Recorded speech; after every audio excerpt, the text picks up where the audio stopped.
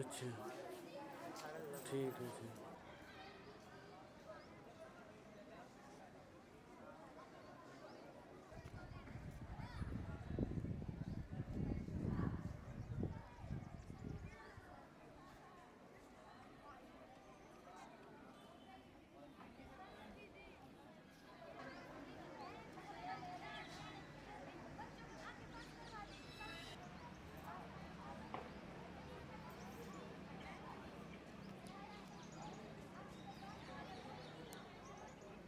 नागरिकों के जीवन को बेहतर बनाने के लिए आपका समर्पण हम सभी के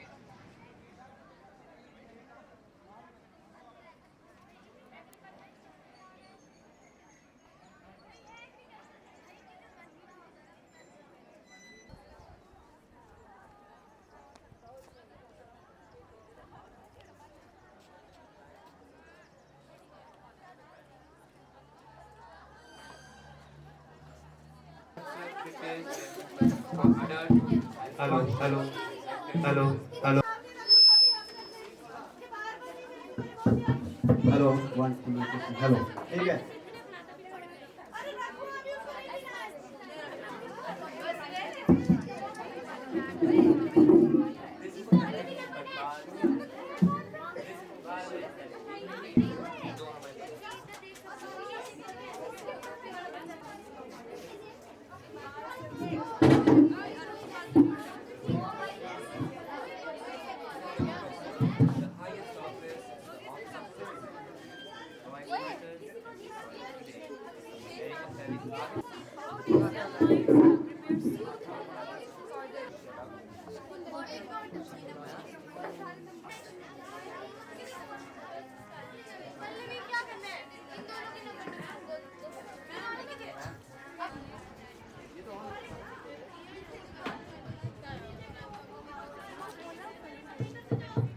ये बात हो रही है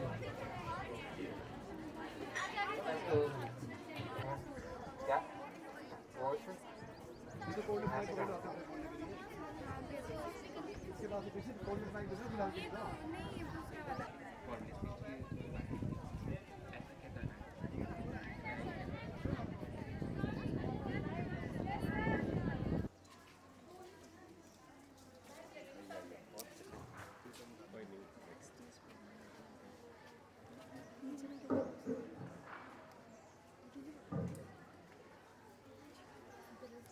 हमारा तो वाला प्रोग्राम चलाओ।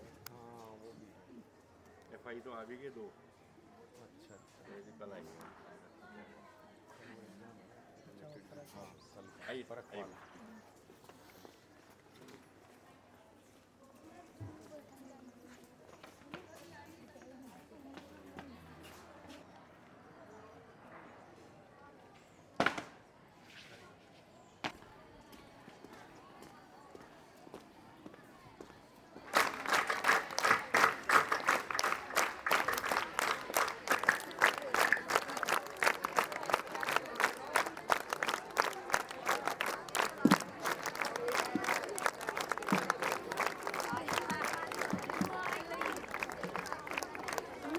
for this special event, Bal Sansad.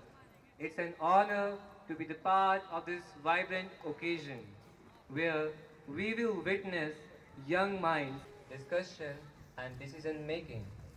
Now, I would like to invite scouts and guides to present the bouquet to our respected guests. Shivani with her group to honor the guests with badges.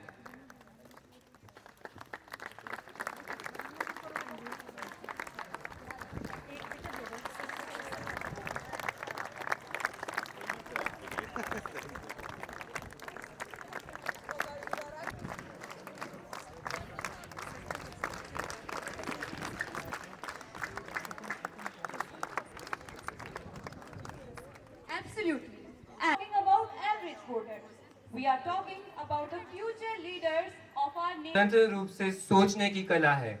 यह सिर्फ मतदान के बारे में नहीं है, यह गंभीर रूप से सोचने, सार्थक चर्चाओं में भाग लेने और सबसे महत्वपूर्ण सभी राय का सम्मान करने के बारे में है। It is my great privilege to welcome Mrs. Shyama Pundir, the Honorable Mayor of Municipal Corporation, Nahan, and also an alumni of our school, who has graciously joined. The chief guest, we are deeply honored by your presence and extend a warm and heartfelt welcome.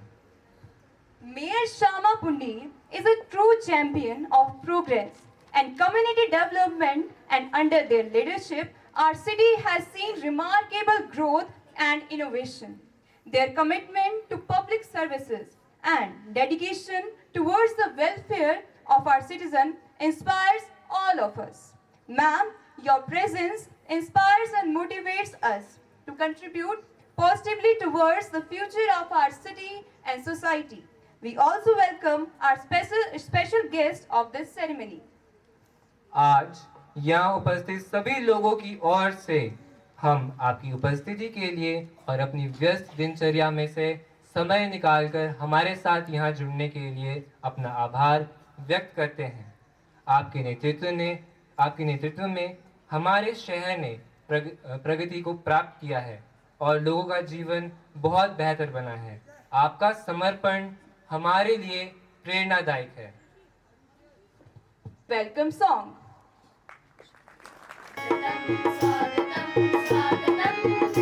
तेरे आए अपना प्यार तुझको हम स्वागतम तेरे आए अपना प्यार तुझको हम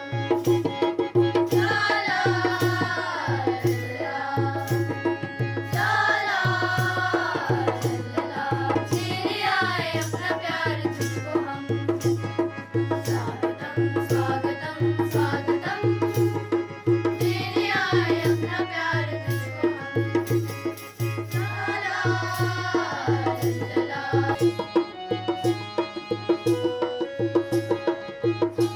की घड़ी सुहावन छेड़े हम अपनी मधुरता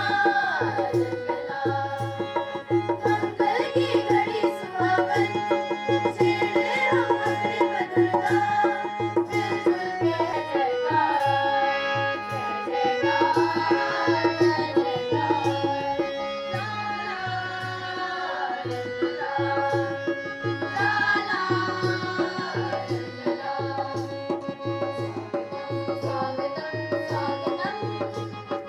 तेरे आए अपना प्यार तेरे आए अपना प्यार तुझको हम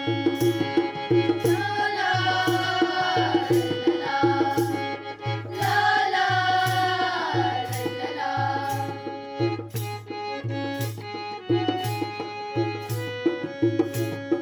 खुशियों के बाग लगे पंछी आलाप लगे खुशियों के बाग लगे पंछी आलाप लगे मिलजुल के हम खुशियाँ मनाएं गाएंगे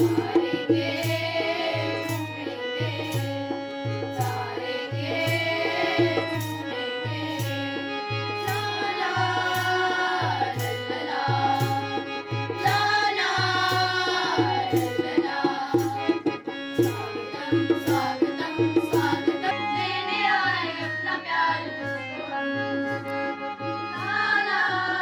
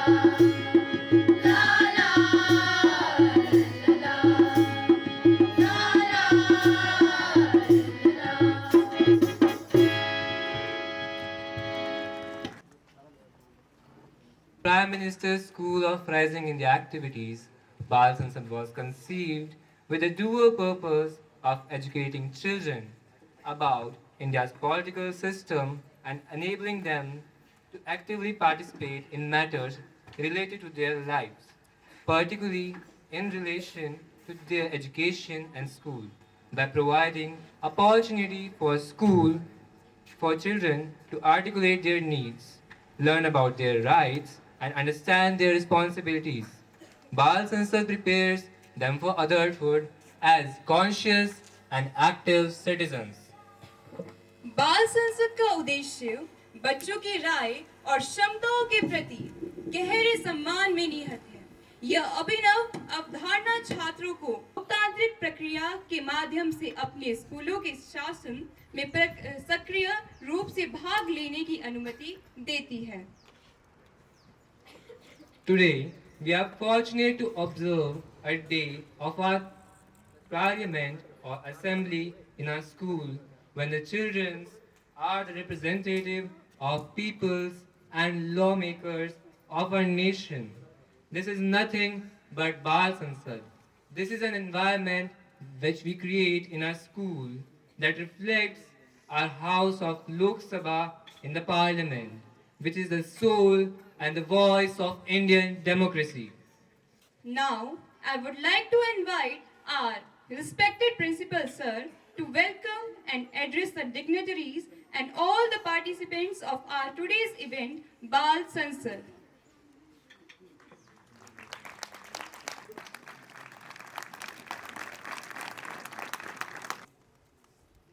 Shrimati Shyama Punder ji, mayor Nahan municipal corporation, Shri Vikram ji, corporator Nahan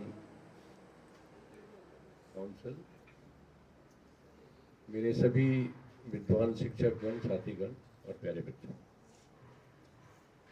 ये बड़े सौभाग्य का दिन है कि आज हमारे विद्यालय के नन्हे मुन्ने छात्र एवं छात्राएं जो कि 6 क्लास से लेके और 9th क्लास तक के बच्चे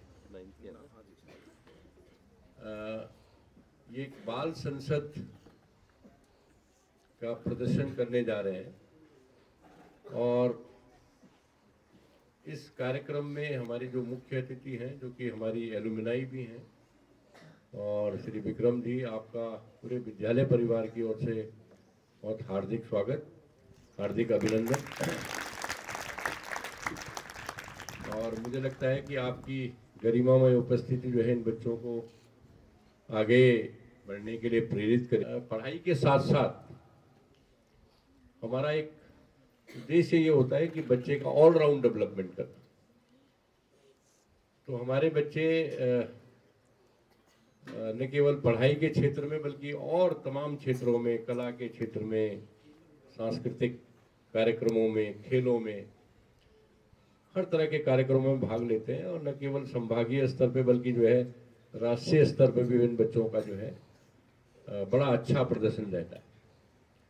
तो निश्चित रूप से आपकी उपस्थिति इन बच्चों को प्रेरणा देगी और क्योंकि आप इस विद्यालय से पढ़ी हैं मैडम, तो हमारे बच्चे भी प्रेरित होंगे और ये बाल संसद के माध्यम से कई बच्चे आगे आने वाले भविष्य में आपकी तरह जो है राजनीतिक नाम है उसको रोशन करने का प्रयास करेंगे।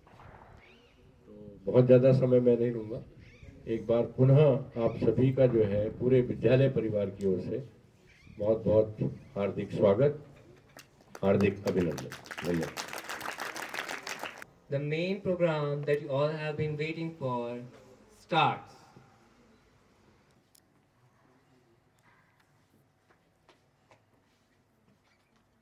माननीय सभासदों, माननीय अध्यक्ष महोदया,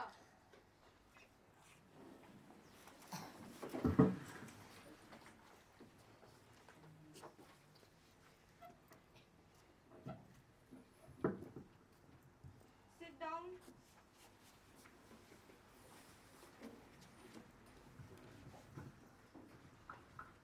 माननीय सदस्यगण, युवा संसद के इस विशेष सत्र में मैं आप सभी का हार्दिक स्वागत करती हूँ। मैं आप सभी की उपस्थिति का इस सत्र में विशेष अभिनंदन करती हूँ। इस सत्र की कार्यवाही प्रारंभ होने से पूर्व सदन के नवनिर्वाचित प्रतिनिधि शपथ ग्रहण। श्रीमान देवदत्त ठाकुर जो हिमाचल के मंडी निर्वाचन क्षेत्र से निर्वाचित हुए हैं, अब शपथ ग्रहण अथवा प्रतिज्ञान करेंगे। देवदत्त ठाकुर जी।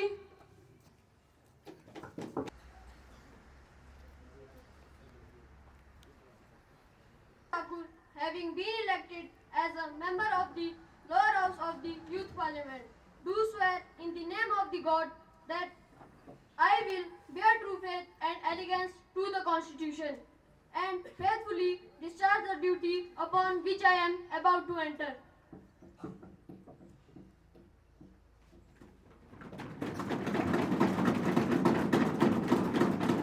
निर्वाचित हुई हैं, अब शपथ ग्रहण अथवा प्रतिज्ञान करेंगे।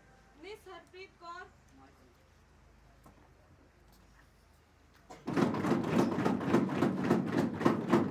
आप शपथ ग्रहण करेंगे अथवा प्रतिज्ञान? आप किस भाषा में शपथ ग्रहण करना चाहेंगे?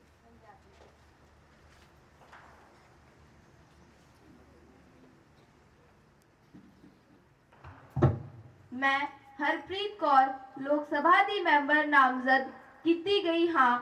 ईश्वर ਦੀ ਸਹੁੰ ਲੈਂਦੀ ਹਾਂ ਕਿ ਮੈਂ ਕਾਨੂੰਨ ਦੁਆਰਾ ਸਥਾਪਿਤ ਭਾਰਤ ਦੇ ਸੰਵਿਧਾਨ ਦੇ ਪ੍ਰਤੀ ਸੱਚੀ ਸ਼ਰਧਾ ਤੇ ਨਿਸ਼ਠਾ ਰੱਖਾਂਗੀ ਤੇ ਜੋ ਕਰਤੱਵ ਮੈਂ ਸਾਂਭਣ ਵਾਲੀ ਹਾਂ ਉਸ ਨੂੰ ਵਫਾਦਾਰੀ ਨਾਲ ਨਿਭਾਵਾਂਗੀ। ਧੰਨਵਾਦ। दुख के साथ आज हम एक महान आत्मा के निधन पर शोक व्यक्त करेंगे। रतन टाटा, टाटा समूह के पूर्व अध्यक्ष एवं पद्म विभूषण सम्मानित रतन टाटा 86 वर्ष में 9 अक्टूबर सन 2024 को उनका निधन मुंबई में हुआ। वे एक महान उद्योगपति होने के साथ साथ एक समाज सेवक भी थे। उन्होंने शिक्षा, ग्रामीण और स्वास्थ्य विकास में अपना महत्वपूर्ण योगदान दिया। मैं समस्त सदस्यगण की तरफ से रतन टाटा जी को श्रद्धांजलि देती हूँ। महान उद्योगपति एवं परोपकारी थे। उनका जीवन एक प्रेरणा का स्रोत है कि कैसे एक व्यक्ति अपने कार्यों से समाज को बदल सकता है। उनके नेतृत्व में टाटा समूह ने कई अभूतपूर्व उपलब्धियां प्राप्त की। उनके समय में टाटा समूह ने 100 से भी अधिक देशों में अपनी उपस्थिति दर्ज कराई। वह एक महान समाज सेवक भी थे। Tata education and development trust के तहत उन्होंने कई योगदान दिए। अपने कार्यों के लिए उन्हें कई पुरस्कारों से सम्मानित भी किया गया, जिनमें पद्म भूषण एवं पद्म विभूषण शामिल हैं। आज हम उन्हें श्रद्धांजलि देते हैं तथा उनके कार्यों से प्रेरणा लेते हैं। रतन टाटा जी को हमारी श्रद्धांजलि। To late Ratan Tata. Ratan Tata's contribution to Indian industry and society are immeasurable. He was a true leader, a guiding light, and a source of inspirations for generations of Indians.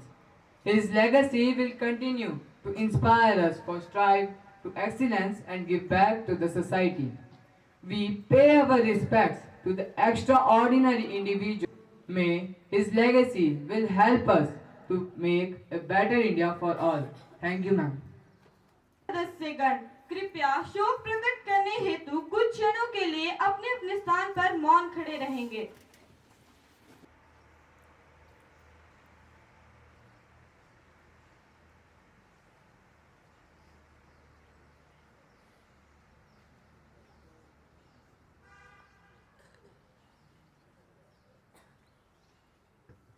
Sit down. नए मंत्रियों की सूची में भारी उद्योग मंत्रालय श्री रामनाथ मुखर्जी को प्रदान किया गया है। प्रियंका पांडे जी को प्रदान किया गया है।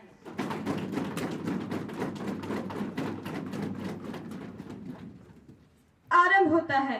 प्रश्न संख्या 101 मिस आस्था ठाकुर। चाहती हूँ माँ का त्याग, बाबा की परेशानियां दूर करना चाहती हूँ। शिक्षित हूँ मैं, शिक्षा का सम्मान चाहती हूँ। मैं बेरोजगार हूँ साहब, रोजगार चाहती हूँ। माननीय अध्यक्ष महोदय, हमारे भारत देश में बेरोजगारी की समस्या लगातार बढ़ती जा रही है। हमारे भारत देश में बेरोजगारी दर 7.1% है, जो पिछले 30 वर्ष, जी हाँ, पिछले 30 वर्ष से सबसे अधिक रही है। यह आंकड़ा हमारे देश की इस समस्या को दूर करने के लिए कौन कौन सी ठोस योजनाएं बनाई है। धन्यवाद महोदय। सभी को ये बताना चाहती हूँ कि बेरोजगारी के मुद्दे को लेकर हमारी सरकार ने विभिन्न योजनाएं बनाई हैं। पहली, प्रधानमंत्री रोजगार सृजन कार्यक्रम। इस कार्यक्रम के तहत छोटे और मझौले उद्यमों को प्रोत्साहित किया जा रहा है ताकि रोजगार के अवसर पैदा हो। इसके अलावा स्किल इंडिया और कौशल विकास जैसे कार्यक्रम करवाए जा रहे हैं ताकि युवाओं को कौशल प्रशिक्षण प्रदान हो। इससे हमारे देश में रोजगार की संभावनाएं बढ़ती हैं। धन्यवाद महोदय। प्रश्न संख्या 102 मास्टर केशव। अध्यक्ष महोदय, मैं अपने शिक्षा मंत्री से पूछना चाहूंगा कि नई शिक्षा नीति यानी NEP 2020 का 5+3+3+4 संरचना, बुनियादी, प्रारंभिक, मध्य और माध्यमिक शिक्षा का प्रस्ताव वर्तमान 10+2 संरचना को कैसे प्रभावित करेगा। धन्यवाद महोदय। Education minister. मैं आप सभी को यह बताना चाहती हूँ कि इस संरचना के तहत 3 साल की आयु से प्रारंभिक, बाल्यावस्था, देखभाल और शिक्षा, इस आय की नींव तो रखी ही जा रही है। इस संरचना के कुछ और फायदे ये भी हैं कि इससे छात्रों की स्कूल छोड़ने की दर कम होगी। अध्ययन के स्तर को सरल एवं केंद्रित श्रेणियों में रखा गया है। व्यावसायिक प्रशिक्षण कक्षा 6 से शुरू होगा। कक्षा 8 से 12 तक अपने पसंदीदा विषय चुन सकते हैं। बोर्ड की परीक्षाओं में मुख्य जोर ज्ञान के परीक्षण पर होगा। नेशनल असेसमेंट में सेंटर परक बनाया जाएगा। धन्यवाद महोदय। प्रश्न संख्या 103 मिस प्रियल। कि क्या भारतीय अर्थव्यवस्था मंदी की चपेट में है, क्योंकि हमारी GDP लगातार कम होती जा रही है। क्या सरकार की नीतियां इसके लिए जिम्मेदार रही? क्या सरकार इससे निपटने के लिए कोई उपाय कर रही है या नहीं? धन्यवाद। माननीय अध्यक्ष महोदय, मैं आपसे यह कहना चाहता हूं कि USA और यूरोपीय अर्थव्यवस्थाओं में मंदी के असर से भारत भी अछूत नहीं है। भारतीय अर्थव्यवस्था पर भी अंतर्राष्ट्रीय मंदी का प्रभाव परिलक्षित हो रहा है। नहीं, हमारी सरकार की सकारात्मक नीतियों एवं मजबूत बुनियाद के कारण हमारे देश की अर्थव्यवस्था अन्य यूरोपीय देशों के अर्थव्यवस्था की तुलना में बेहतर स्थिति में है। सरकार का प्रयास है कि RBI और सेबी की मदद से निवेशकों को वित्तीय बाजार की ओर आकर्षित किया जाए। सरकार ने रक्षा एवं बीमा क्षेत्र में FDI की सीमा को बढ़ाकर 49% तक कर दिया है। कीमतों को नियंत्रित करने के लिए 500 करोड़ रुपए तक का इंपोर्ट फंड भी बनाया गया है। धन्यवाद महोदय। Honorable Speaker Madam, I would like to know the answer from the Health Minister. India has surpassed China in terms of population and has become the largest populated country in the world. It has been inevitable to build education and health infrastructures. What are the various initiatives taken by the government in this regard? Thank you, ma'am. अध्यक्ष महोदय, मैं आप सभी को यह बताना चाहती हूँ कि युवाओं के स्वास्थ्य को प्राथमिकता देने के लिए हमारी सरकार ने विभिन्न योजना बनाई है। पहली, आयुष्मान भारत योजना। यह योजना युवाओं को स्वास्थ्य बीमा प्रदान करती है और उन्हें स्वास्थ्य सेवाओं तक पहुंचने में मदद करती है। दूसरा, स्कूल स्वास्थ्य कार्यक्रम। यह कार्यक्रम युवाओं को स्वास्थ्य शिक्षा और स्वास्थ्य सेवाएं प्रदान करने में मदद करती है। तीसरा, राष्ट्रीय किशोर स्वास्थ्य कार्यक्रम। यह कार्यक्रम किशोरों और युवाओं के मानसिक तथा शारीरिक स्वास्थ्य को ध्यान में रखते हुए विशेष स्वास्थ्य सेवाएं प्रदान करने में मदद करती है। चौथा, राष्ट्रीय युवा नीति। यह नीति युवाओं के स्वास्थ्य और तंदुरुस्ती को बढ़ावा देने के लिए मदद करती है। धन्यवाद महोदय। प्रश्न संख्या 105 miss Divyanjana Thakur. Will the amendments affect the national sports federations and what measures will be taken to ensure their autonomy and accountability? के माध्यम से अपने विपक्षी मित्र को बताना चाहता हूं कि खेल क्षेत्र में युवाओं को प्रोत्साहित करने के लिए सरकार ने कई पहले की है। खेलो इंडिया कार्यक्रम के तहत विभिन्न खेलों को बढ़ावा देने के लिए सरकार ने ढेर सारी योजनाएं और सुविधाएं प्रदान की है। इसके अंतर्गत खेल अकादमी की स्थापना और इंफ्रास्ट्रक्चर की दिशा को सुधारने में काम किया जा रहा है महोदया। इसके अलावा राष्ट्रीय और अंतर्राष्ट्रीय प्रतियोगिता में युवाओं की भागीदारी के लिए वित्तीय सहायता भी प्रदान की जा रही है। आपको चिंता करने की जरूरत नहीं है। हमारी सरकार कहती है कि खेलेगा इंडिया तभी तो बढ़ेगा इंडिया। धन्यवाद महोदय। Miss Mahak, The time what is the proposed one nation, one election would be implemented.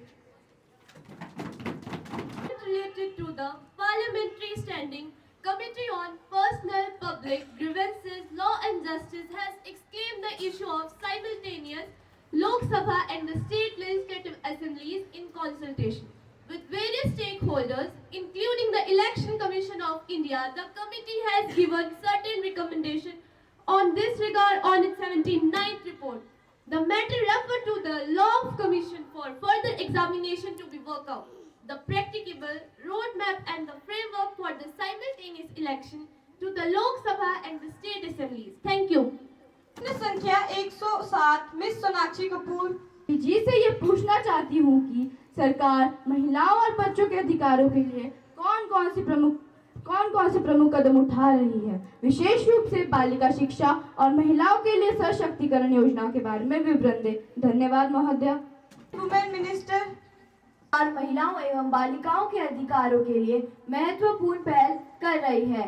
पहला, बालिका शिक्षा, बेटी बचाओ बेटी पढ़ाओ योजना। इस योजना के अंतर्गत हमने बालिकाओं को स्कूल जाने के लिए प्रोत्साहित किया है एवं उन्हें स्कूल में दाखिला भी दिलवाया है।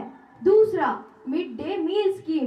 इस स्कीम में हमने स्कूल जाने वाले बच्चों को भोजन प्रदान किया है ताकि उनकी शिक्षा में भागीदारी बढ़े और पोषक स्तर में सुधार आए। तीसरा, महिला सशक्ति केंद्र।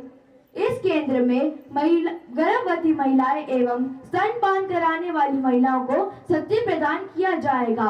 चौथा, अपराधों की रोकथाम। महिलाओं पर होने वाले अपराधों के खिलाफ सख्त कार्रवाई की जाएगी एवं महिलाओं की रक्षा के लिए काउंसलिंग एवं हेल्पलाइन का भी प्रबंध किया जाएगा। धन्यवाद महोदय।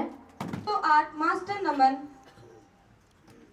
What new schemes and policies are being implemented by the government to promote small and medium enterprises, and are those schemes being implemented effectively?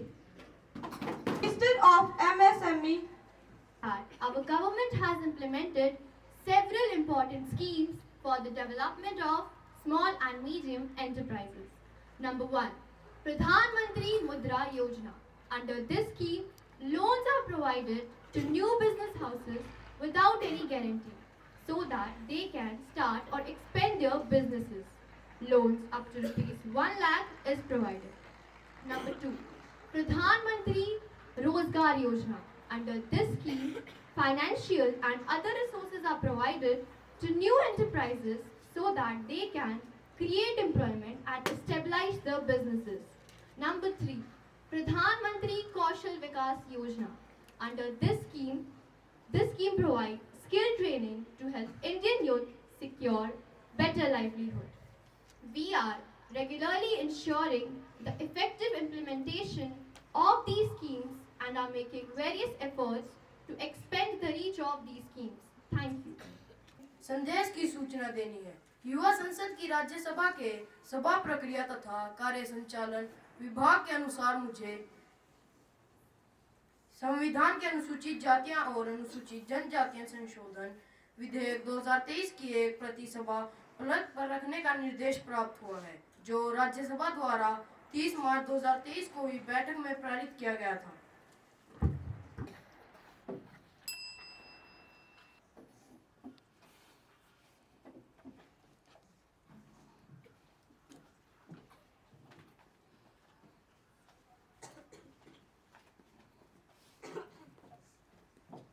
Miss Samiha.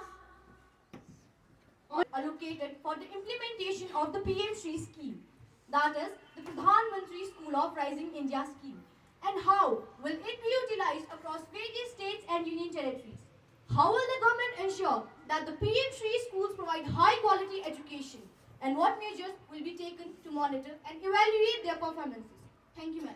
Lok Sabha that the total budget allocated for the implementation of the PM Shri scheme is rupees 27,360 crore spread over the 5 years in 2022 to 23 and 26 to 27. This centrally sponsored scheme aims to develop more than 14,500 schools across the India by showcasing all the components of National Education Policy 2020. The government has several measures in the place to ensure PM Shri school provide us high quality education and to monitor their performance. The government has established KPIs to measure outcomes and track the progresses. Bhaskaracharya National Institute for Space Application and Geoinformatics. Our government has several measures in the place to ensure PM Shri school provide us high quality education. So number 1 is organizing medical checkup camps. Number 2, organizing an activity promoting green schools. Number 3, various educational trips for science cities and historical places. Number 4, establish kitchen garden. Thank you, ma'am. प्रश्न संख्या 110 miss Ishita. यह देखा जाता है जब भी देश में वित्तीय बजट पेश किया जाता है तो उससे कुछ वर्ग निराश होते हैं तथा कुछ वर्ग खुश होते हैं, लेकिन इस सरकार ने तो वह हासिल किया है जिसे हासिल करना मुश्किल ही नहीं नामुमकिन है। इस सरकार ने देश के लगभग सभी वर्गों को निराश किया है।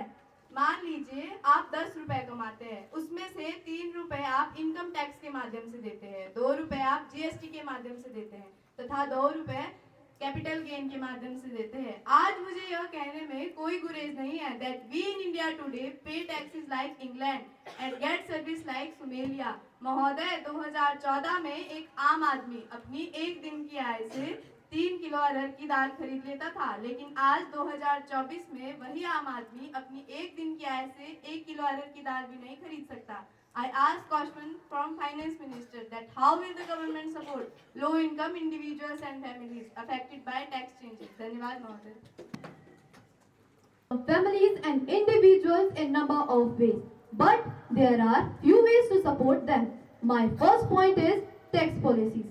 Tax policies can help low-income families and individuals by increasing return to work, improving progressive tax and transfer system, periodically paying the earned income tax credits. My second point is social spending. Social spending can help low-income individuals facing challenging circumstances by redistributing resources. This includes providing financial assistance, funding healthcare benefits, family assistance program. My third point is unemployment insurance. Unemployment insurance provides economic support to individuals who are unemployed through no form of their own. Thank you, ma'am. प्रश्न संख्या 111 master Neeraj. शिक्षा मंत्री यह बताने का कष्ट करेंगे कि हाल ही में देश के कई राज्यों में हुए नीट घोटाले के क्या कारण थे? क्या सरकार ने पेपर लीक होने तथा पेपर के पूर्व ही बिक्री के आंकलन के लिए कोई समिति का गठन किया है? इतने बड़े स्तर पर पेपर लीक होने के क्या कारण थे मंत्री जी? क्या भविष्य में सरकार द्वारा पेपर लीक के लिए कोई कदम उठाया जाएगा? धन्यवाद महोदय। विपक्षी मित्र को यह बताना चाहूंगा कि नीट परीक्षा 5 मई 2024 को परीक्षा एजेंसी एनटीए द्वारा 571 शहरों में और 4750 केंद्रों में आयोजित की थी। परीक्षा में कई उम्मीदवारों ने पंजीकरण भी करवाया था, लेकिन परीक्षा आयोजित करने के बाद कथित धोखाधड़ी और कदाचार के मामले सामने आए थे, लेकिन न्यायालय ने परीक्षा रद्द करना उचित नहीं समझा और यह निर्णय लिया गया कि शिक्षकों को 3 साल तक और विद्यार्थियों को उम्र भर तक परीक्षा खंड में बैठने की इजाजत नहीं दी जाएगी और जिन विद्यार्थियों को परीक्षा देने में अधिक कठिन मामले हुए हैं उन्हें फिर से मौका दिया जाएगा। और बाकी यह कहना है मंत्री जी, चिल्लाने से झूठ सच में नहीं बदल जाएगा। धन्यवाद महोदय। मंत्री जी समितियों का गठन भी कर रही है और शिक्षा को मद्देनजर रखते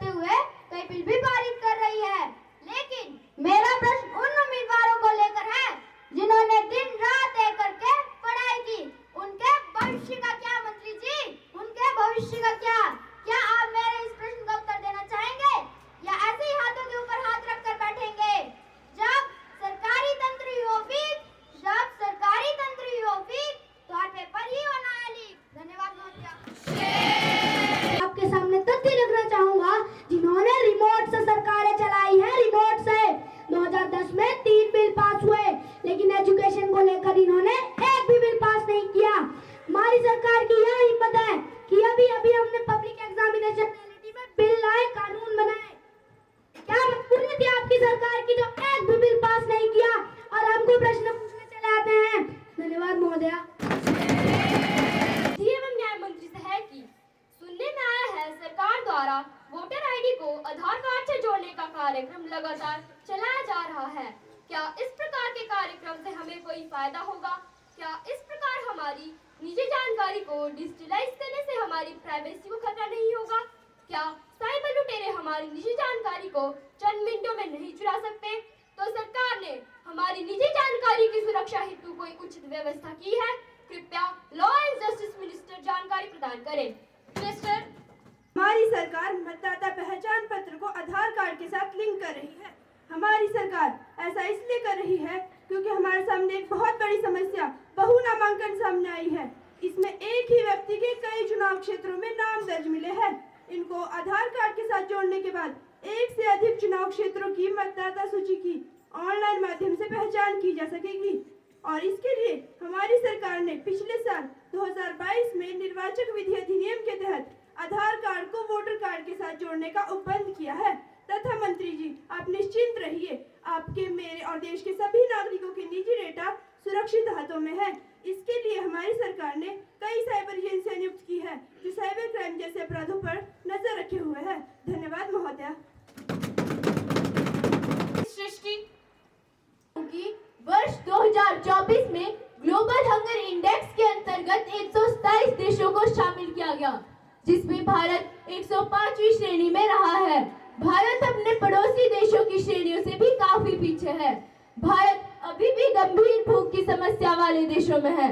तो मेरा सरकार से ये प्रश्न है कि क्या सरकार के पास भूख और कुपोषण को कम करने के लिए कोई ठोस योजना है या नहीं? मिनिस्टर, मैं अपने विपक्षी दल के साथी को यह बताना चाहती हूँ कि भारत कुपोषण के व्यापक बोझ के साथ एक उल्लेखनीय चुनौती का सामना कर रहा है। यह मुद्दा देश में सामाजिक, आर्थिक एवं सांस्कृतिक भिन्नताओं के जटिल मिश्रण से जुड़ा हुआ है। इस समस्या के मद्देनजर कुपोषण के विरुद्ध भारत सरकार द्वारा अपनाई गई योजनाएं कुछ इस प्रकार है। पहली, मिशन पोषण 2.0। दूसरी, प्रधानमंत्री मातृ वंदना योजना। तीसरी, किशोर बालिकाओं के लिए योजना। चौथी, माँ का पूर्ण स्नेह कार्यक्रम। पांचवी, पोषण वाटिकाएं आदि। इन प्रस्तावित योजनाओं को ध्यान में रखते हुए हमारी सरकार ने कुपोषण और भुखमरी को कम करने का प्रयत्न किया है। उम्मीद करते हैं कि आने वाले कुछ वर्षों में वर्तमान समस्या का पूर्ण रूप से निदान होगा। धन्यवाद महोदय। Honorable Speaker and newspapers of Mumbai, while commenting on the draft of Land Acquisition Bill 2023 approved by Parliamentary Standing Committee, all this attributed dishonest motives and expressed their doubt about the integrity of the whole political class and all the honorable members of the Parliament. I therefore request to allow me to raise a question on this matter now. Bit earlier, you may give due notice along with a copy of newspaper cutting and statement made by the media house and civil society member. If recorded, I shall consider it. You cannot spring a surprise on me like this. I have today. It will be examined when you know my decision. Thank you, ma'am. अब मैं विदेशी प्रतिनिधि मंडल का सदन में स्वागत करती हूँ और उनका परिचय करवाती हूँ। Miss master Lord James Austin, जो कि रशिया के रक्षा मंत्री है, मैं आपका भारतीय संसद में स्वागत करती हूँ। मिस क्यारा एडवर्ड, जो कि रशिया के विदेशी मंत्री है, मैं आपका भी भारतीय संसद में स्वागत करती हूँ। मैं भारत में इनकी मंगलमय यात्रा की कामना करती हूँ और यह भी कामना करती हूँ कि भारत में इनका ठहराव आरामदायक रहे। मैं इनके माध्यम से इनके देशवासियों को शुभकामनाएं देती हूँ। Will take calling attention motion. Miss Kamakshi will call the attention. Like to call the attention of the Parliament to the alarming air quality index in Delhi and other parts of northern India. The air quality level in Delhi is above 400, which comes under the severe category, which is equivalent to smoking 6 cigarettes a day. The situation is equally dire in other parts of northern India. This is not just an environmental issue, but it also affects the human health, causing lung cancer, asthma, and other respiratory problems. So, I would like to request Environment Minister to find out the solid solution for this critical condition. Thank you, Madam. वायु प्रदूषण के मुद्दे को गंभीरता से लेती है और इसके समाधान के लिए प्रतिबद्ध है। हमने वायु प्रदूषण में गुणवत्ता के लिए कई कदम उठाए हैं। पहला, राष्ट्रीय स्वच्छ वायु कार्यक्रम। हमने 2019 में एनसीपी लॉन्च किया था, जिसका उद्देश्य 2024 तक वायु प्रदूषण को 20 से 30% तक कम करना है। दूसरा, वाहनों और उद्योगों से उत्सर्जन में कमी। हमने वाहनों और उद्योगों से उत्सर्जन में कमी के लिए नए मानक तैयार किए हैं। तीसरा, स्वच्छ ऊर्जा और बढ़ावा। हमने स्वच्छ ऊर्जा जो स्रोतों जैसे सौर और पवन ऊर्जा को बढ़ावा देने के लिए काम कर रहे हैं। हम वायु गुणवत्ता में सुधार के लिए निरंतर प्रयास कर रहे हैं और हमें पूर्ण विश्वास है कि हम अपने लक्ष्यों को प्राप्त करेंगे। धन्यवाद महोदय। The House will take consideration to the National Sports Development Bill 2024. Sports Minister, please. धूप में निकलो, घटाओं में नहाकर देखो, जिंदगी क्या है किताबों को हटाकर देखो। I have great pleasure and privilege to take up the consideration on the National Sport Development Bill 2024. This will be milestone and a new chapter in the history of sports and games.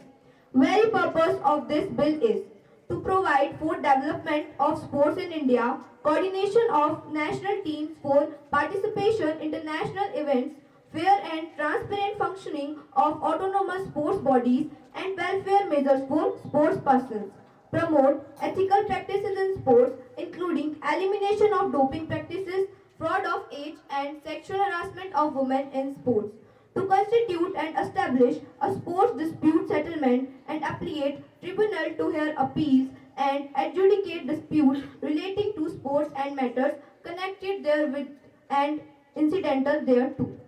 Salient features and provision of this bill are: the National Olympic Committee and the National Sports India and International Federation shall comply with provisions of this act while athletic competitions selecting the national teams or individual athletes who represent India in international athlete competitions. Number 2. The Sports Authority of India shall submit annually a detailed report to central government for causing it to be laid before each House of Parliament. Every report under subsection shall contain an audited annual financial statement, a comprehensive report of activities and achievements against its approved annual plan, measure taken for coach development, measure taken to promote indigenous sports, measure taken to create facilities for training of allied athletes, performance of the activities by the Sports Authority of India, including training of athletes and their inclusion in the national team, and detail of suitable employment opportunities providing to sports persons, relinquishing the charge as such a minister or retirement or relinquishing of charge by the official as the case may be. Elimination of unethical practices in sports including elimination of doping, fraud of age and sexual harassment. Number 1. The National Anti-Doping Agency shall function as the apex body to implement anti-doping measures in sports in India, and its code as amended from time to time shall be applicable and binding upon all national federation and the national committee. Number 2. Provide where the international federation is not subject to rules, code of the World Anti-Doping Agency or part thereof, then the National Anti-Doping Agency shall not administer the rules. sport or part thereof as the case may be of WADA for that sport.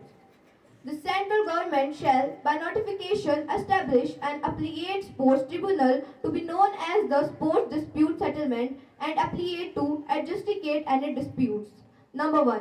Amongst office bearers or members in the National Olympic Committee, between the National Olympic Committee and National Sports Federation, amongst office bearers or members of a National Sports Federation. Ms. Speaker Madam, I am confident that all the honorable members of this House, irrespective of party affiliation, will welcome the bill wholeheartedly and through. It will put forward the sports by eradicating the problems in arena of sports. I now move that the National Sports Bill 2024 be taken into consideration. Thank you, ma'am. Miss Swati, हमारे देश की जो राष्ट्रीय स्तर की टीमें हैं उन्हें अंतर्राष्ट्रीय स्तर तक खेलने के लिए प्रशिक्षक की आवश्यकता है, जिसका प्रावधान इस बिल में है। इस बिल में खेलों में जो विवाद होते हैं उनका निपटारा करने के लिए एप्लीकेट स्पोर्ट्स ट्राइब्यूनल का प्रावधान है, जो किसी भी प्रकार के विवादों का सही निपटारा करने में सहायक होगा। इस बिल में खेल संघों में वित्तीय अनियमितताओं को रोकने में उनके बजट अंकेक्षण का प्रावधान है, जिसमें अनियमितताओं को रोकने में सहायता मिलेगी। इससे खिलाड़ियों के ड्रग फ्री रहने, आयु, लिंग पर होने वाले भेदभावों को रोकने में भी सहायता मिलेगी। इसलिए मैं इस बिल का समर्थन करती हूँ। धन्यवाद महोदया। धन्यवाद। इस बिल में यह प्रावधान है कि ड्रग्स लेने वाले खिलाड़ी को रोका जाएगा, परंतु क्या ये सरकार ये बताने का कष्ट कर सकती है कि इस बात की क्या गारंटी है कि बिल लागू होने के बाद ड्रग्स लेने वाले खिलाड़ियों को रोका जाएगा, और क्या बिल लागू होने के बाद ड्रग्स लेने वाले खिलाड़ियों के खिलाफ ये सरकार कोई कानूनी कार्रवाई करेगी या नहीं? क्या आपके पास इसका उत्तर है? क्योंकि इस बिल में इसका कोई समर्थन नहीं किया गया है। महोदया जी, इस बिल में यह भी कहा गया है कि कोई भी मंत्री खेल संघ का अध्यक्ष नहीं बनेगा, परंतु हमारे हिसाब से इस बिल में यह भी होना चाहिए कि कोई भी राजनीति संघ खेल का अध्यक्ष ना बने, ताकि राजनीति प्रभाव खेल पर ना पड़े। महोदया जी, हाल ही में हुए कुछ भारतीय प्रीमियर लीग यानी IPL में बहुत सी अनियमितताएं और धांधलियां सामने आई, जिससे खिलाड़ियों के प्रदर्शन में काफी रुकावटें आई। तो क्या यह बिल उन्हें सुधारने तथा उन्हें अंतर्राष्ट्रीय स्तर पर पदक जितवाने की गारंटी देगा या नहीं? महोदया जी, मैं बस इतना कहना चाहूंगी कि मुझे इस बिल में कोई फायदे तो नहीं, परंतु नुकसान बहुत दिख रहा है। धन्यवाद। This bill for the development of sports activities in our country due to many reasons.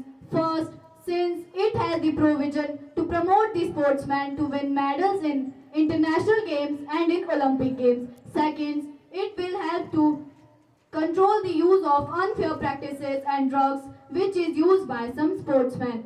Third, it helps to control the eradication of the political influence over the games. Third, this bill plays an important role in the selection of players and athletes on the basis of their performance. So, I favor this bill. Thank you, madam. Party leader. राष्ट्रीय स्तर पर प्रशिक्षण मिलने के बावजूद भी हमारे खिलाड़ी तथा एथलीट ओलंपिक में अपना अच्छा प्रदर्शन नहीं दे पाए हैं, तो क्या वह इस बिल के पास हो जाने से अपना अच्छा प्रदर्शन दे पाएंगे भी या नहीं? क्या इस बिल का कोई भी औचित्य है या नहीं? क्या इस बिल के पास हो जाने से खेलों में आयु, लिंग के आधार पर जो भेदभाव होता है, महिला खिलाड़ियों का जो शोषण होता है, क्या ये रुक पाएगा भी या नहीं?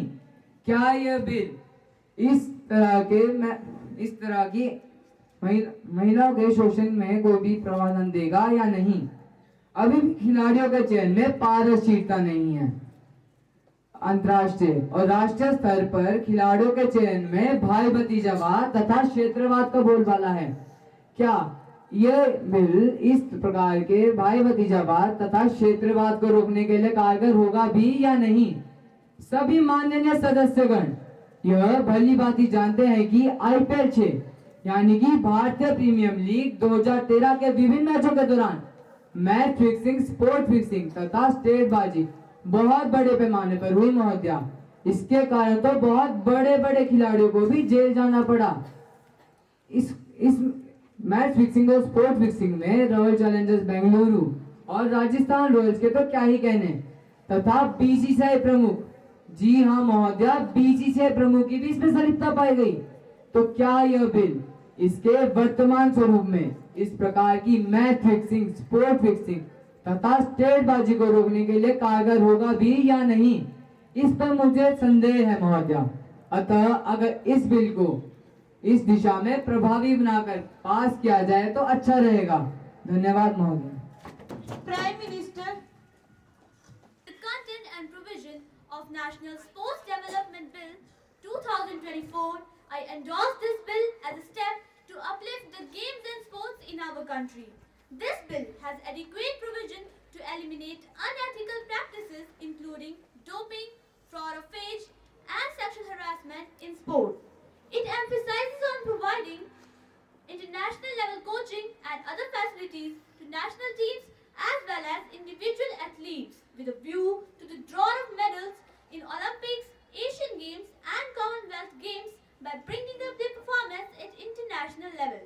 The most important part of this bill is to have provision to curb the existing irregularities in the financial statements of different sport bodies.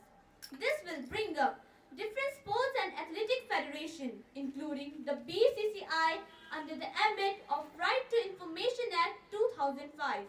This bill will therefore help to ensure transparency in the functioning of various sports bodies.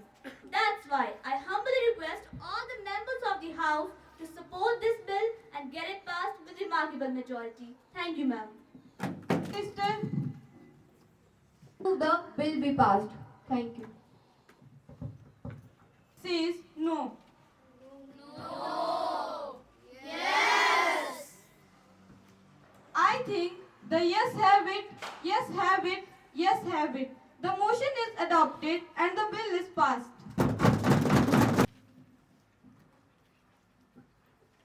अब सदन की कार्यवाही कल पूर्वाह्न 11 बजे तक के लिए स्थगित की जाती है।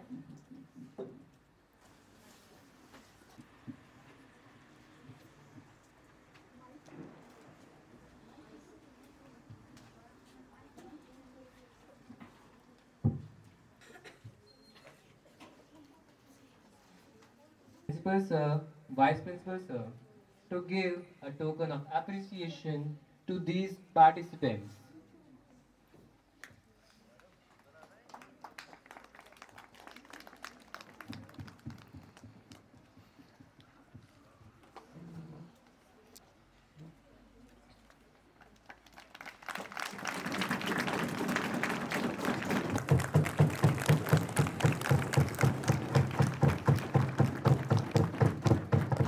At first, Jyotsna as the speaker.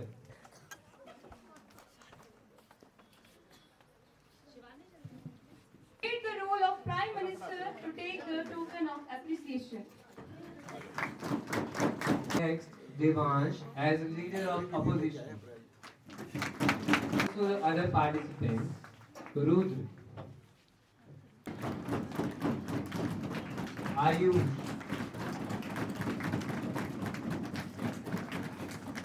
Ishita,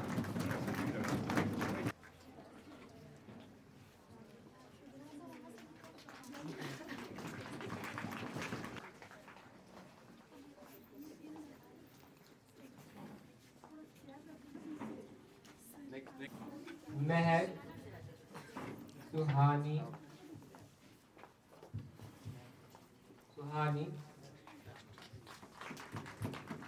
Harshita, Kamakshi, Samiha, Priyanshi, Ibadat, Trishti,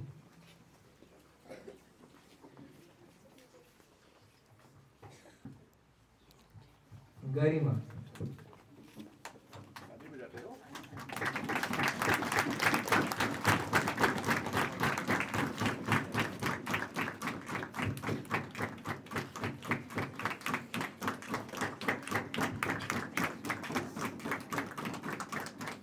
Aman, Ishant, Ivan, प्रशांत।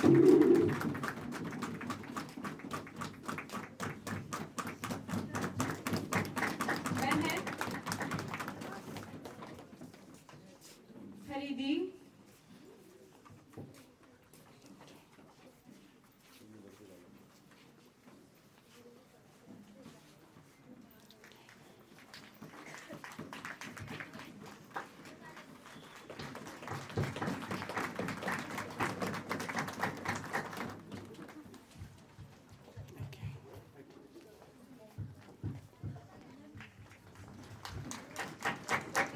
आज आज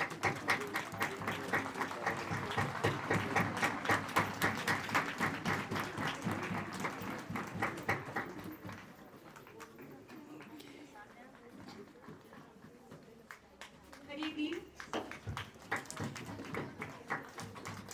दिव्यांजना,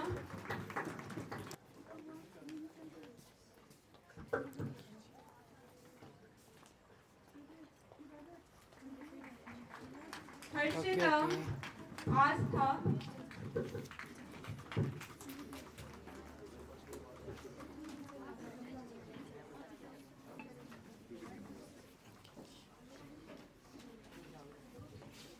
शानवी सिंगटा, नैन्सी,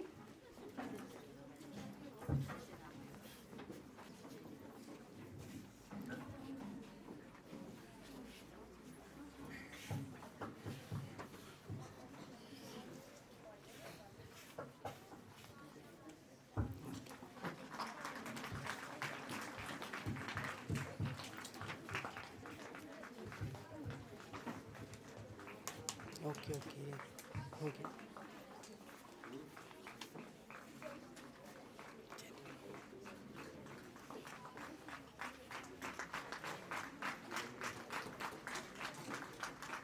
हो गया। अनवी, स्वाति, चलिए नव्या, आरुषि, चलते रहिए, बस कंटिन्यू लगी हुई है रिकॉर्डिंग। ज्योत्सना,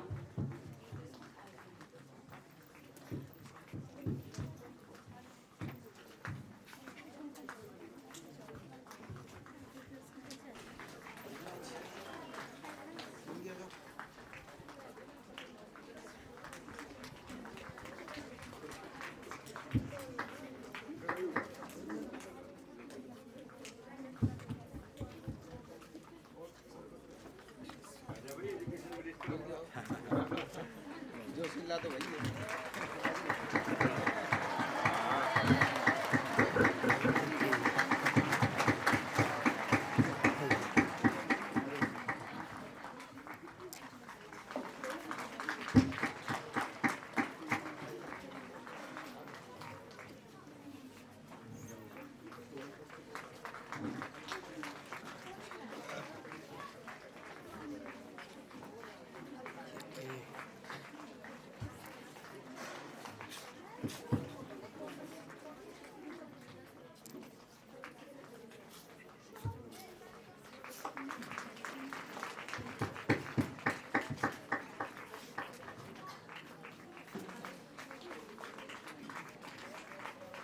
हो गया वो।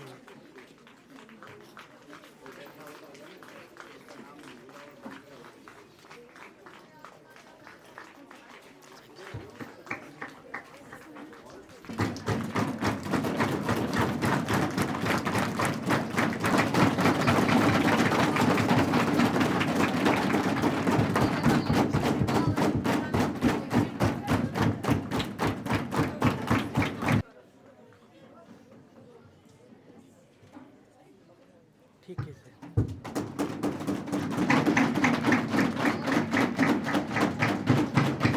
प्रधानाचार्य महोदय, जेएनवी का सभी स्टाफ एवं प्यारे बच्चों, आज यहाँ पर आकर आपके प्रांगण में आकर मन भाव विभोर हो गया। यह देखकर बहुत ही अच्छा लगा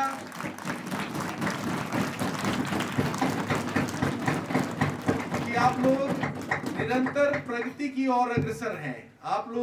आप ये यहाँ पे जो बच्चों का यहाँ का माहौल देख के यहाँ पे ऐसा महसूस हो रहा है, जैसा कि प्रिंसिपल साहब ने भी बताया, कि जेएनवी केवल पढ़ाई की तरफ ध्यान नहीं दे रहा है, यहाँ आपका ओवरऑल डेवलपमेंट, यहाँ आपका सर्वांगीण विकास हो रहा है। साथ ही साथ यह देखकर बहुत ही मन को तसल्ली हुई कि आप हमारे देश का भविष्य हैं। हमारा भविष्य बहुत ही सुरक्षित हाथों में है और यहाँ का जो स्टाफ है, यहाँ के जो अध्यापक प्राध्यापक हैं, वो आपकी ग्रूमिंग आपको बहुत अच्छे तरीके से भविष्य के लिए और परिस्थितियों से लड़ने के लिए तैयार कर रहे हैं। तो मैं बहुत ज्यादा कुछ नहीं कहना चाहूंगा। यहाँ के आपके जो है स्टाफ और प्राध्यापक वगैरह यहाँ आपको बहुत अच्छी शिक्षा दे रहे हैं, आपको सही मार्ग पे चलने के लिए प्रेरित कर रहे हैं और प्रतिबद्ध भी हैं। मैं तो कुछ शब्द आपको एक मंत्र जरूर देना चाहूंगा। प्यारे बच्चों, एक बात ध्यान रखिएगा कि सक्सेस का, सफलता का कभी भी कोई शॉर्टकट नहीं होता है। एक बात मेरी ध्यान रखिएगा कि जीत उनको ही मिली जो हार से डटकर लड़े हैं। हार के डर से डिगे जो वो धराशाही पड़े हैं। हर विजय संकल्प के पग पूजती देखी गई। वो किनारे ही बचे जो सिंधु को बांधे खड़े हैं। इसके साथ मैं आपसे यही कहना चाहूंगा कि सफलता का सिर्फ और सिर्फ एक मूल मंत्र है, वो है कठिन परिश्रम और सिर्फ कठिन परिश्रम। आप लगातार परिश्रम करते रहिए। जैसा कि आपके यहाँ का जेएनवी का इतिहास रहा है, आज पूरे देश की बात करें तो हर क्षेत्र में जेएनवी से निकला हुआ जो है स्टूडेंट, हर क्षेत्र में आप लोगों ने अपना झंडा गाड़ दिया है। तो यह देखकर बहुत ही अच्छा लग रहा है। भविष्य में मैं आप सभी के लिए प्रभु से मंगल कामना करता हूं कि आप हमारे देश का भविष्य हैं और जो है आप हमारे देश का नाम रोशन करेंगे, आप हमारे क्षेत्र का नाम रोशन करेंगे, आप अपने माँ बाप का नाम रोशन करेंगे। साथ ही साथ मैं यहाँ के प्राध्यापक और सारे सभी स्टाफ को, अध्यापकों को, प्राध्यापिकाओं को अपनी ओर से शुभकामनाएं देना चाहता हूँ। धन्यवाद। जय हिंद, जय भारत। बच्चों, जैसे कि अभी सर बता रहे थे, तो सबसे पहले तो मैडम पुंडेर मैडम का मैं हमारे विद्यालय में पूरे स्टाफ की तरफ से तहे दिल से हार्दिक अभिनंदन एवं उनका धन्यवाद करता हूं कि मैडम काफ़ी अस्वस्थ चल रही हैं। आपको शायद नहीं पता होगा, जाड़ का जो दर्द होता है वो बहुत भयंकर होता है और मैडम 2 दिन से परेशान है। फिर भी हमारा जो निमंत्रण है वो मैडम ने स्वीकार किया और सबसे ज़्यादा मुझे खुशी प्रिंसिपल सर ने बताया जब फ़ोन किया मैडम को 29 तारीख को कि हमारी स्टूडेंट है, एलुमनाई है, तो मुझे और भी ज़्यादा प्रसन्नता हुई कि हमारा एलुमनाई हमारा ही अगर चीफ गेस्ट बनता है तो एक अध्यापक के लिए इससे बड़ी खुशी की बात नहीं है। तो मैं मैडम का बहुत बहुत आभार व्यक्त करते हैं। धन्यवाद मैडम को कि अपने व्यस्ततम समय से हमारे बच्चों को मोटिवेट किया और हमारे बीच में उपस्थित हुए। मैडम के साथ जो सर हैं, विक्रम सर, उनका भी थोड़ा सा मैं परिचय दूंगा आपको। सर जो है वार्ड नंबर 2 से इलेक्टेड भी हैं मेंबर और सर एजुकेशन से रिलेटेड हैं। जयपुर में भी ITI संस्थाएं सर ने चलाई हैं और अभी फिलहाल 2 ITI सर की इधर ही चल रही हैं। तो एजुकेशन से सर का जुड़ाव काफ़ी है और एक और भी पद है सर के पास, बीजेपी जो हिमाचल प्रदेश की जो बीजेपी है उसके मीडिया प्रभारी भी हैं सर। तो इतने व्यस्ततम समय में से सर ने हमें 2-3 घंटे का जो समय दिया है, सर हम तहे दिल से आपके आभारी हैं और हम आशा करते हैं कि फ्यूचर में भी जब भी हम याद करें आपको, आप यहाँ उपस्थित हों। नंबर 3, जो हमारे बड़े छोटे छोटे बच्चे हैं, क्लास 6ठी से लेकर के 8वीं तक के बच्चे हैं, 29 तारीख को डिसीजन हुआ कि हम 3 तारीख को प्रोग्राम रख रहे हैं। बच्चों को पूछा, जो मैडम हमारे 2-3 मैडम लगे हुए हैं, कुंदन मैडम है, शिबा मैडम है और उनके जो सहयोगी हैं, कि हम सर चिंता ना करें, 3 दिन में बिल्कुल एक्यूरेट कर देंगे। तो इन बच्चों का बहुत बहुत धन्यवाद कि बड़े अच्छे ढंग से इन्होंने अपनी प्रस्तुति दी और बहुत अच्छा लगा, हमें बहुत खुशी हुई इन बच्चों को। धन्यवाद। मेरे स्टाफ के सदस्य जो संडे को भी जिनकी ड्यूटी नहीं थी और जिन्होंने इसके लिए तैयारियां की, कुछ सदस्य हमारे परख में आज की ड्यूटी पे गए, 10 बजे तक स्कूल में अपना कंट्रीब्यूशन किया। तो मेरे उन सभी साथियों से और जो प्रोक्स या प्रत्यक्ष अप्रत्यक्ष रूप में जिन्होंने भी इस प्रोग्राम को सफल बनाया, मैं उन सबको धन्यवाद देता हूं। और जो मेरे सामने जो उपस्थित बच्चे बैठे हैं जिन्होंने बड़े ध्यानपूर्वक इस प्रोग्राम को सुना, इन सब का भी बहुत बहुत धन्यवाद। धन्यवाद। आपका दिन मंगलमय हो। Thank you. कहता हूँ कि कृपया अपने अपने स्थान पर राष्ट्रगान के लिए खड़े हो जाएं।